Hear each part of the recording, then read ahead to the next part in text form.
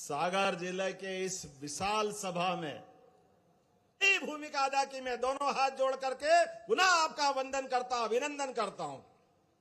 आज जब मैं सावन के महीने के पहले वर्षा काल के प्रारंभ होने में अपनी बहनों के बीच में आया हूं तो सच में इतना आनंद आ रहा है। घोषणा हुई कि हम लाडली बहनों की राशि देंगे तो ये कांग्रेसियों ने कभी एक कौड़ी नहीं दी और ये झूठ बोलते हुए और अपनी बात को घुमाते हुए ये बोल रहे थे पैसा कहां से लाएंगे, पैसा है ही नहीं, झूठ बोल रहे हैं। मुझे इस बात का गर्व है, आज यहां सिंगल क्लिक के माध्यम से ये तीसरे साल में योजना प्रवेश कर रही। जोरदार अभिनंदन करें, तीसरे साल में। और केवल तीसरे साल में प्रवेश नहीं कर रही, 37वीं योजना के माध्यम से लगभग 60,000 करोड़ की धनराशि बहनों के खाते में जा रही।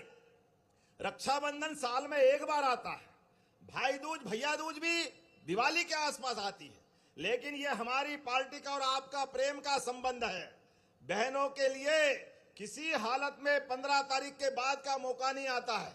बिना किए भाई आपके खाते में पैसे पहुंचाते, ये भाजपाइयों का अपना चरित्र है। जोरदार अभिनंदन करें हमारी सरकार के लिए, जो कहते वो करके दिखाते। बहनों के जीवन में अगर हाथ में पैसा आता है तो बहनें कोई बोलने की जरूरत नहीं, बहनें एक एक पैसे का सदुपयोग करते हुए पूरे परिवार की चिंता करती है। कई बार तो ऐसा लगता है हमको भी कि बहनें अपने पे अत्याचार कर रही है। खुद अगर बीमार है तो भी खुद के ऊपर पैसा नहीं खर्च करती, छोटे बच्चों को, बड़ों को, बूढ़ों को, पति को, भाई को, जिसको जरूरत हो उसके पास से अपना सब कुछ देने के लिए तैयार रहती है। ये बहनों का अपना समर्पण है, उनके अपने मन का त्याग है। मैं आज वास्तव में अपने मन से, लेकिन इतना कष्ट होता है जब ये कांग्रेस के प्रदेश अध्यक्ष बेशर्मी से बोलते हैं ये लाडली बहनों को पैसा मत दो, ये दारू पी जाती है, ये शराब पी जाती। शर्म आना चाहिए कांग्रेसियों, ये लाडली बहनों के प्रति तुम्हारी भावना है। बहनों याद रखना, गठान बांध के आप भी ये बोलना चाहे जितना बोले, जिस दिन आपका मौका आए, आपके पास लोकतंत्र में सबसे बड़ी ताकत बटन दबाना और कांग्रेस को ठिकाने लगाना, इस बात की आवश्यकता है। क्योंकि कांग्रेसियों ने सदैव बहनों का अपमान किया है। कांग्रेस का अतीत इतना खराब रहा है। अभी अभी राज्यसभा की बधाई दे रहे थे मेरे बीच राहुल भाई। अब आप बताओ कांग्रेसी कितना झूठ बोलते हैं, कैसी चालाकी करते हैं। तेलंगाना में कांग्रेस की सरकार, आप कांग्रेस की सरकार तेलंगाना में एक कांग्रेस की नेत्री वो आरोप लगाती है कांग्रेस के नेता के ऊपर कि मेरे साथ दुष्कर्म हुआ। आप बताओ किसी बहन के साथ अन्याय होगा और अन्याय होने के बाद वो थाने जाती है, उसकी रिपोर्ट नहीं लिखते। क्यों? क्योंकि कांग्रेस की सरकार, कांग्रेस के नेता पे आरोप लगे तो कैसे रिपोर्ट लिखेंगे। ये है कांग्रेस की संस्कृति। वो अपनी एप्लीकेशन लेके सब दूर घूमती है।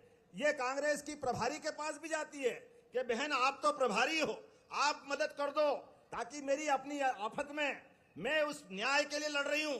लेकिन मीनाक्षी नटराजन वो वहां की प्रभारी होने के बाद भी उसकी मदद नहीं करती है। वो जब सब तरफ से थक जाती है तो वकील के पास जाती है, ये तो उसका अधिकार है। और वह अपने सारी व्यथा कथा करके बाकायदा कोर्ट में ये मुकदमा लगवाती है प्राइवेट स्तर पे और उसका नोटिस भी देती है। नोटिस में ये यहाँ की प्रभारी कांग्रेस की अभी जो प्रत्याशी थी ये जवाब भी दे देती है कि हाँ ये नोटिस मिला और हम जवाब दे रहे हैं। अब आप बताओ, गलती आप करो, कोर्ट से नोटिस आपको आए, आप उसका जवाब दे दो और यहाँ प्रत्याशी बन के जब आओगे तो कांग्रेस के लोग चालाकी से वो बात छिपा लेते हैं क्योंकि उनके प्रत्याशी की पोल खुलेगी तो प्रदेश भर में बदनामी हो जाएगी। कौन वोट देगा? ये षड्यंत्र कांग्रेस के लोग करते हैं। और बचे कुचे 2, 3, 4 जो स्वयं राज्यसभा की लाइन में लगे थे, जो अपने आप को उम्मीदवार मान रहे थे, वो भी मैदान में आ जाते और ये इनके इन प्रकार जान करके वो फार्म को निरस्त कराते। अब चुनाव अधिकारी के सामने आप जानकारी असत्य दोगे, अधूरी दोगे तो चुनाव अधिकारी तो निरस्त करेगा ही करेगा। ऐसे में चुनाव अधिकारी ने फार्म निरस्त करा, फिर उनने कहा कि अभी आपका पक्ष सुनने के लिए 3 घंटे का समय देता हूं, दोबारा बुला करके सुनने का मौका दिया। उसके बाद भी वो बेचारी बेबस के अधिकार की आवाज इनको समझ में नहीं आती है। मैं इस बात को जवाबदारी से कह रहा हूं, लाडली बहनाओं, मैं अतीत के बहुत सारे ऐसे इतिहास बता सकता हूं।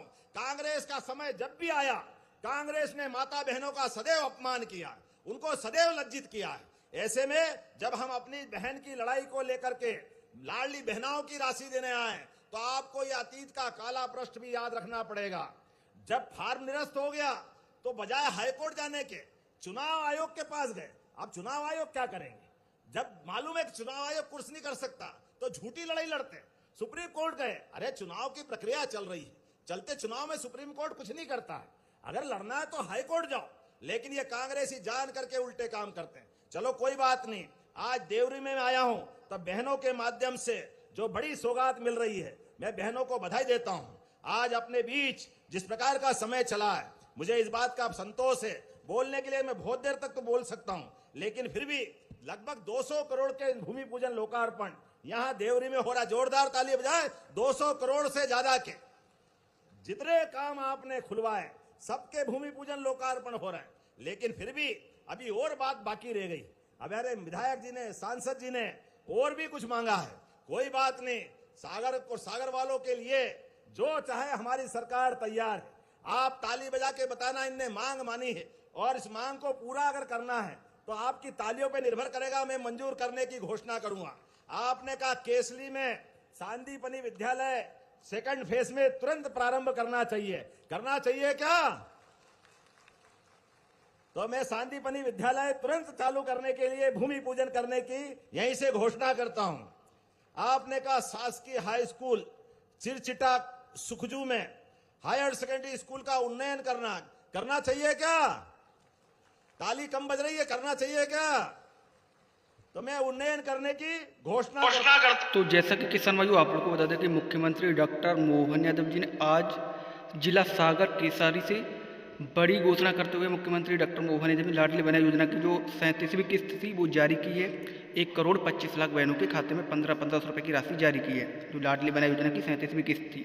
उसके बाद जो सीएम कल्याण की किस्त है, 14वीं किस्त मध्य प्रदेश की 84 लाख किसानों के खाते में आने वाली है 2,000 रुपये।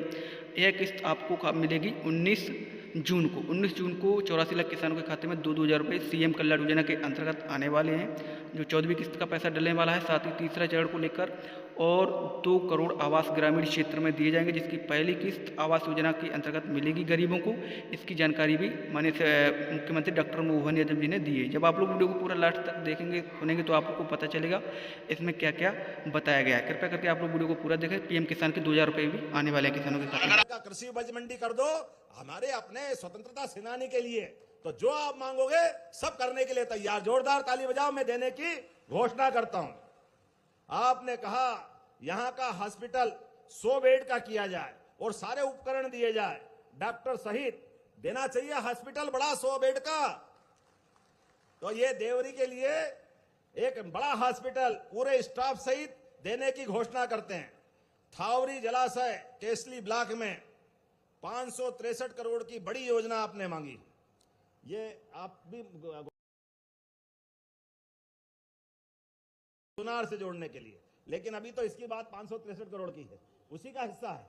देना चाहिए क्या? 550 करोड़ का मामला है, देना चाहिए। अरे किसान कल्याण वर्ष है, जरा उधर से आवाज नहीं आ रही, देना चाहिए क्या? खेती किसानी के लिए खेत में पानी से खेत की फसलें सोने की हो जाती है। खेत में पानी के साथ व्यक्ति के जीवन में बदलाव आता है, पीने के पानी की समस्या का समाधान होता है। और सच में अब उद्योग धंधे बहुत सारे आ रहे हैं सब प्रकार की व्यवस्था के लिए। अब हमारी सरकार लगातार काम कर रही। आज सिंचाई के मामले में हमारी सरकार 44 लाख हेक्टेयर से बढ़कर के 65 लाख हेक्टेयर तक पहुंची है, और सरकार के समय पूरे होते होते 100 लाख हेक्टेयर तक हम सिंचाई बढ़ाने वाले हैं। ऐसे में ये थावरी का नया जलाशय केसली ब्लॉक का मैं देने की घोषणा करता हूं। जोरदार ताली बजाएं अपने इस नए प्रोजेक्ट के लिए भी। देवरी में लहसुन और प्याज की मंडी, यहां अभी ये फसल नहीं बिकती है, तो जगह उपलब्ध कराएं। मिल जाएगी जगह, आपको जगह में है मंडी में, तो जोरदार ताली बजाओ, मैं देने की घोषणा करता हूं। आपने कहा शासकीय महाविद्यालय देवरी में विज्ञान संकाय फिजिक्स केमिस्ट्री और जूलॉजी और कला संकाय में राजनीति शास्त्र और इतिहास शास्त्र, ये दोनों अलग अलग प्रकार के संकाय मांगे। देना चाहिए क्या?